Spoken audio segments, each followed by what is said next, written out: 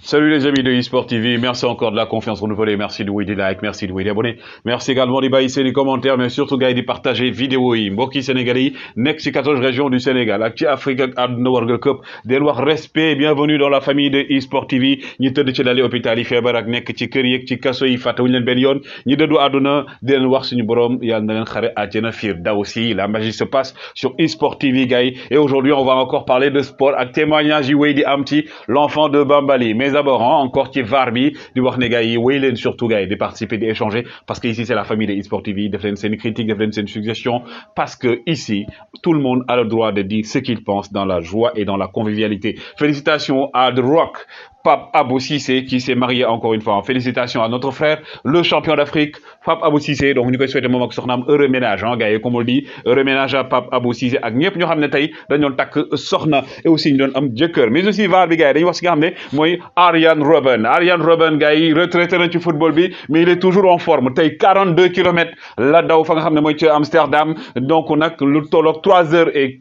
quelques minutes yoo xam ne kii di Arjen Robben daw na ko pour ne il est toujours en forme. Mais gars yi ki nga xam ne jamono ji nag moom la ñuy wax di ko lëmbee foofu noonu ci Manchester United mooy ki ngeen gis nii di Harry Maguire. Lii avant match bi di commencer la tey muy def étirement am di kaji nii mel ni boo kii def taekwondo. Loolu nag tax na gars yi di ko tooñ ci réseaux sociaux yi ndax quelques minutes après pendant le match boo xam ne match bu décisif la woon Cristiano Ronaldo def triplé, lii la fa moom Harry Maguire def mooy que ne dafa toj ngaamu ki nga xam ne mooy Paul Pogba. Même geste bi nga xam ne moom muy étiré wu noonu la defoon moom la defaat fii moo tax gars yi fi mu ne nii di ko tooñ. Mais aussi ça a permis ñi nga xam ne ñoo nekk ci Angleterre def benn comparaison par rapport ak Harry Maguire ñaata lañ ko jëndee muy 80 millions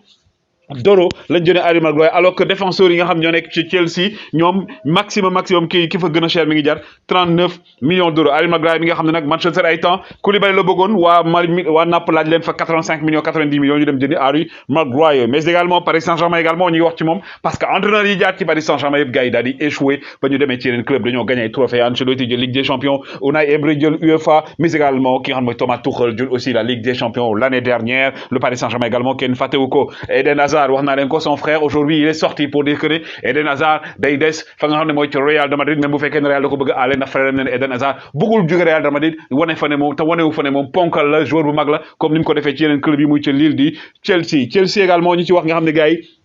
ki ngeen di gis ni waa Chelsea duñu ko maintenir parce que également c'est un joueur de l'Atlético de Madrid. Mais nag ki nga xam ne nag mooy Saul fi mu ne nii waa Chelsea lañ ko fas yéene delloo fa nga xam ne mooy ci Atlético de Madrid. Et du côté du championnat français, Ndombele, le joueur de Tottenham prêté à l'Olympique Lyonnais, Ndombele dafa blessé, donc aujourd'hui blessé, ou encore en tout cas ce qui est sûr mooy que ne demain il ne va pas jouer contre Bordeaux de Mbaye Niang. Lyon mi nga xam ne jamono ji dañoo nekk ci ay torof gannaaw ba nga xamee ne dañ leen dóor aussi ci Europa League. Championnat de France am na match tey classement bi nag provisoire mi ngi nii Montpellier gis ngeen ko moo nekk ci donc 11e position bi. Metz moom bi xam ne mooy Pape Matar Sarr ñoo nekk ndadde ak Girondins de Bordeaux. Clermont aussi nekk nga xam ne mooy avant dernier ci nga xam ne mooy bas du classement championnat français bi. Haut du classement bi nag mi ngi nii Paris Saint-Germain moom 71 points, top ci Olympique de Marseille 59, Stade de Rennes top ci am ci 56 points plutôt, moom ak Marseille ñu rawante 3 points seulement. Mais aussi ki nga xam ne Carlos Tevez, le joueur